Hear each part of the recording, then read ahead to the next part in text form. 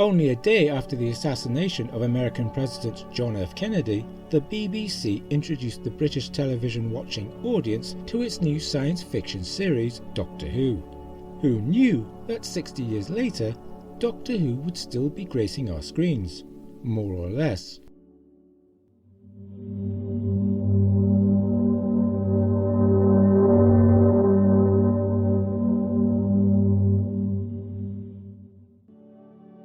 As this video was written and produced before the 60th anniversary trio of Doctor Who specials, it does not include the numbers for those episodes. Here, we are covering 1963 to 2022. I say this not for those who are watching this video immediately, but for those who may watch it long afterwards. In this, part 1 of our two-part exploration of Doctor Who ratings, we will tour the ratings for the classic era of Doctor Who, and we will take a moment to count down the lowest rated stories from both classic and new Who. In part 2, we will continue our tour with the ratings for the new run of the series, and then count down the highest rated stories. Then finally, for the sheer fun of it, we have a chart rating the individual Doctors based purely on their television ratings. There may be some controversy, and if you like this video, why not press the like button, share the video, and subscribe to this channel. If you don't like this video, then press the dislike button, share the video, and subscribe to the channel anyway.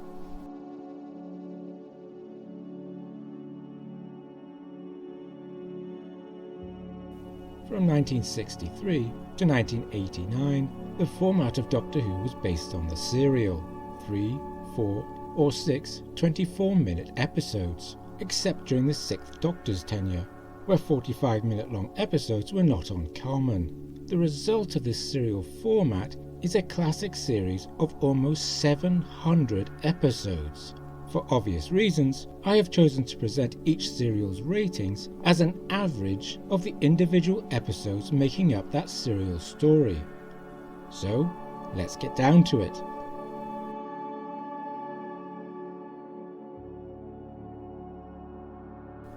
The first Doctor's tenure, and we begin with the first ever Doctor Who serial, 100,000 BC, with 5.9 million viewers.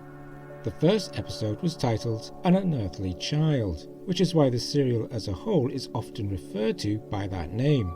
The mutants, otherwise known as the Daleks, had 8.9 million. These high numbers were carried into the two-parter Inside the Spaceship, otherwise known as the Edge of Destruction, giving it an average of 10.15 million.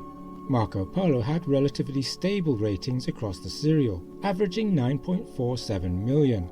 But we see a dropping with the Keys of Marinus down to 9 million, the Aztecs at 7.5 million, the Censorites at 6.91 million, and the Reign of Terror, set during the French Revolution, down to 6.7 million. Hartnell's second season had the strongest ratings average overall for his tenure. It began with Planet of Giants, with 8.56 million. A return of the popular Daleks in the Dalek Invasion of Earth brought in an average of 11.9 million, with the individual finale episode reaching as high as 12.4 million. The Rescue came next with 12.5 million, and then the Romans at 11.62 million, and the Web Planet with 12.5 million. With these high numbers, the remainder of the season had lower but still very respectable ratings. The Crusade 9.37 million, the Space Museum 9.17 million, the Chase 9.41 million, and the Time Meddler, during which we learn the Doctor is not the only one with a TARDIS, 8.42 million. Season 3 started strong. Galaxy 4 had 9.9 million. A curious one-off, Mission to the Unknown, had 8.3 million, and Edward de Souza. The Mythmakers had 8.35 million, and then the Daleks' Master Plan came in at 9.35 million. This peak, though, was followed by a drop, the Massacre of St. Bartholomew's Eve, at 6.42 million. By now it must have been clear that the science fiction serials were more popular than the historical stories. After all, the Celestial Toymaker reached 8.3 million, whilst the Gunfighters managed 6.25 million. The Savages was the first time the serial average dipped under 5 million. We will see again and again that dipping under 5 million is not good for Doctor Who. Following the dismal ratings for The Savages, the next Doctor Who serial, The War Machines, managed the barest of rallies at 5.2 million. Now we reach Season 4, and the final two serials to feature William Hartnell's first Doctor. The Smugglers, which managed only 4.47 million, a new low, and The 10th Planet, an improvement at 6.75 million. The first Doctor's rank on our Doctor Who ratings chart may surprise you.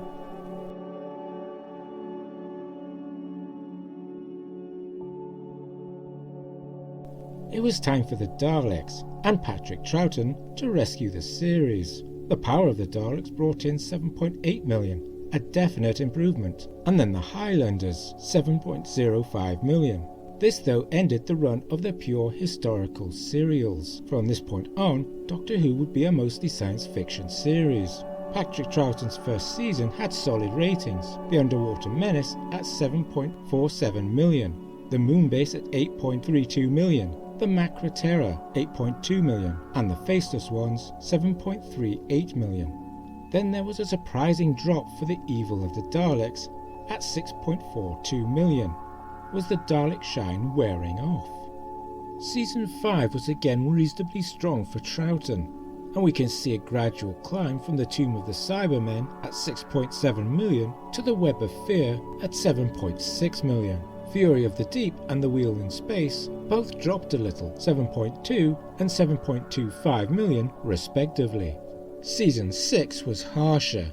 The Dominators, The Mind Robber, which is an absolute classic, and The Invasion all sat under the 7 million mark at 6.2, 6.8 and 6.9 million respectively.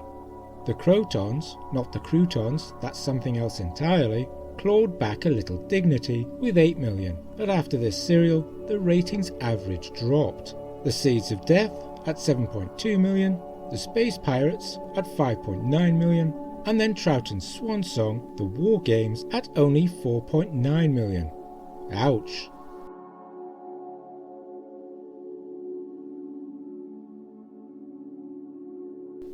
Season 7 brought us Jon Pertwee and Doctor Who in colour. It can be no surprise that its first two serials, Spearhead from Space at 8.2 million and Doctor Who and the Silurians at 9.9 million, were so well watched. Afterwards though, the ratings average fell, 7.4 million for The Ambassadors of Death and 5.7 million for Inferno. Season 8 was pretty stable, with the lowest being The Claws of Axos at 7.3 million, and the highest being Colony in Space at 8.5 million. There was a peak early in Season 9 with Day of the Daleks reaching 9.6 million, and The Curse of Peladon reaching 9.3 million. The Sea Devils were introduced during this season with a comfortable 8.1 million, but the general trajectory was downwards, and this was also echoed in Season 10, although the ratings average for a serial passed 10 million. This was the 10th anniversary special, The Three Doctors, at 10.2 million. Overall, and despite the slow fall, Season 10 was a good season for Pertwee's Doctor, with 9.8 million for Carnival of Monsters, 8 million for Frontier in Space, and 9.7 million for Planet of the Daleks. Season 11 was Pertwee's final season, and began strong but dropped as the season went on, just as the previous season had. And yet, with an average total of 8.7 million and a strong finale in Planet of the Spiders, Jon Pertwee left on a relative high.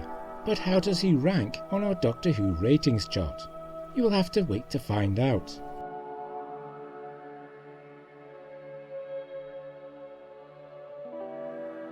Season 12 introduced Tom Baker and began strong, with ratings touching 10 million for Robot and 11 million for The Ark in Space. The second episode of this latter serial reached 13.6 million, a new best for Doctor Who. Overall, the average for this season, which includes Genesis of the Daleks, reached 10.1 million. Season 13 was slow out of the gate, but later serials, such as Pyramids of Mars, The Android Invasion, and The Seeds of Doom, reached 10.7, 11.6, and 10.9 million respectively. Season 14 was the ratings equivalent of a license to print money, with The Deadly Assassin at 12.1 million, The Face of Evil at 11.2 million, and The Robots of Death at 12.5 million. Season 15 rolled around, and at this point the period of very strong ratings briefly ended. Horror at Fang Rock started the season with 8.4 million, whilst the lowest rated serial was The Image of the Fendal at 7.8 million. The season rose to 10.5 million for The Invasion of Time, the last serial of the season.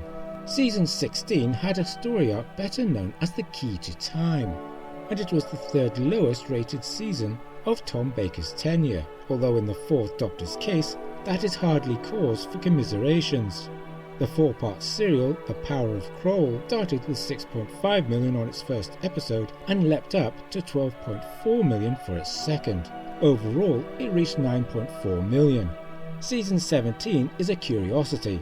It had some of the highest ratings in Doctor Who television history. Destiny of the Daleks started the season with an average of 13.4 million, with its fourth episode reaching 14.4 million. This was followed by City of Death at 14.5 million, with a peak of 16.1 million for its fourth and final episode. Had Doctor Who suddenly won over every household in Britain? Alas, no. Instead, its rival ITV was on strike, so there was nothing else to watch. The remainder of the season was strong, with The Creature from the Pit reaching 9.9 million, Nightmare of Eden reaching 9.3, and The Horns of Nimon 8.7.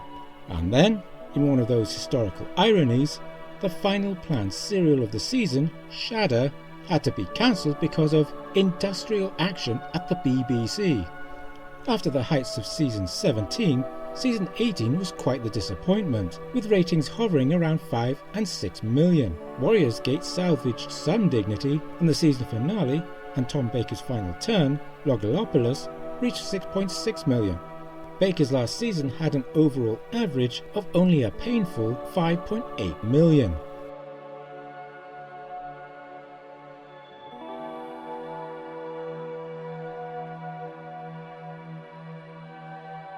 It was time for a change, and so season 19 brought us Peter Davison and twice weekly broadcasts. Now Doctor Who was on Mondays and Tuesdays. His first season was to be the Fifth Doctor's strongest, with Castrovalva, which sounds vaguely rude when I say it, The Visitation, Black Orchid and Earthshock all reaching comfortably over 9 million viewers. Season 20 saw a change to Tuesdays and Wednesdays, but both it and the following season had lower, if stable, viewership numbers, around the 7 million mark. The highest ratings were for the 20th anniversary special, The Five Doctors, at 7.7 million, and Resurrection of the Daleks at 7.6 million.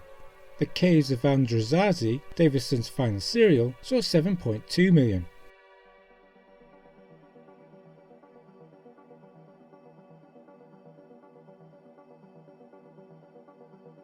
Colin Baker took up the Doctor's mantle for the last serial of season 21.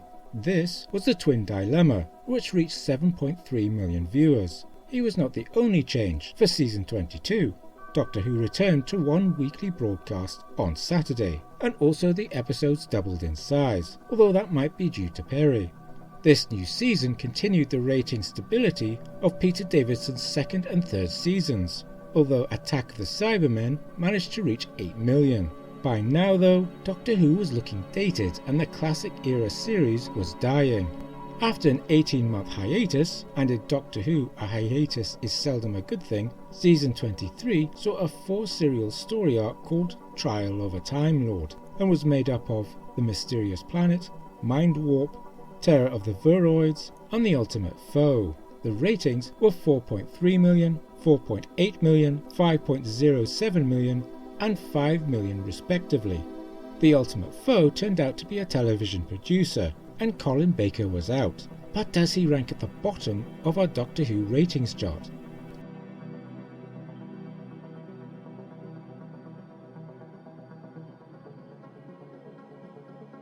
Sylvester McCoy arrived for season 24, and Doctor Who was shifted to Monday afternoon. The tenure of the 7th Doctor was a low point for Doctor Who, which is a pity, as for some of us, Sylvester McCoy was our Doctor, the one who brought us into this mad science fiction world. Time on the Rani had 4.6 million, Paradise Towers had 4.9 million, Delta and the Bannerman, which is a title I still hate, 5.2, and Dragonfire, 4.7. It was looking like testicular surgery without the anaesthetic, but while Season 24 averaged 4.8 million, Season 25 was more promising, just about. An average of 5.3 million for a season that had Ace leaping through glass windows and beating Daleks with her baseball bats.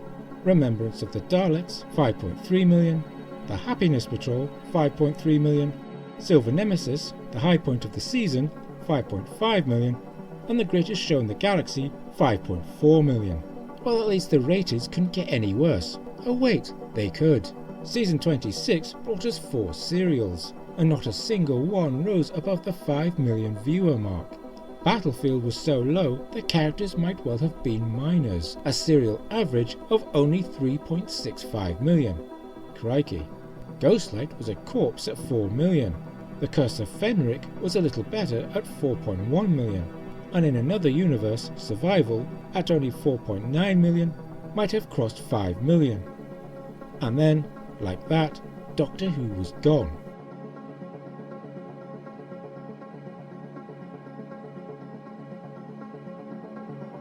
Gone, but for a brief moment in 1996, Doctor Who returned, and 9.08 million British television watchers watched it.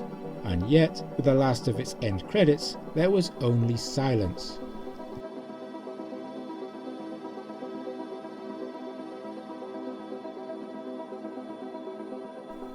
Well, relative silence. Of course, as it turned out, the good Doctor and his eccentric means of travel would return. But now, let's count down the lowest rated serials, Classic Era, and episodes, New Era, of Doctor Who. At 10. The 4th Doctor's 1980 serial, Meglos, at 4.65 million.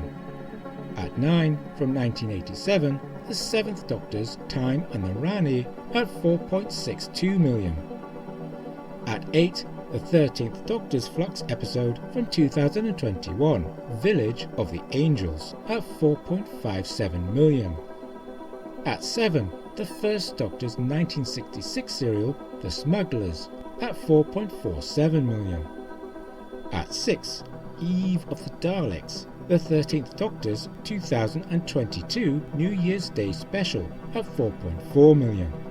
At 5, the 6th Doctor's 1986 Trial of a Time Lord serial, The Mysterious Planet, at 4.35 million. At 4, the 7th Doctor's 1989 serial, The Curse of Fenric, at 4.12 million. At 3, the 7th Doctor's 1989 serial, Ghostlight, at 4.06 million. At 2, and I'm beginning to sense a pattern here, Battlefield, one of the 7th Doctor's 1989 serials, at 3.65 million. And at 1, the lowest rated Doctor Who story in its history, Legend of the Sea Devils, from the 13th Doctor's 2022 run of specials, at 3.47 million. Join us for part 2, where we will explore the ratings of New Who, look at the highest rated stories across both classic and new Doctor Who, and then rank the Doctors based on their average ratings.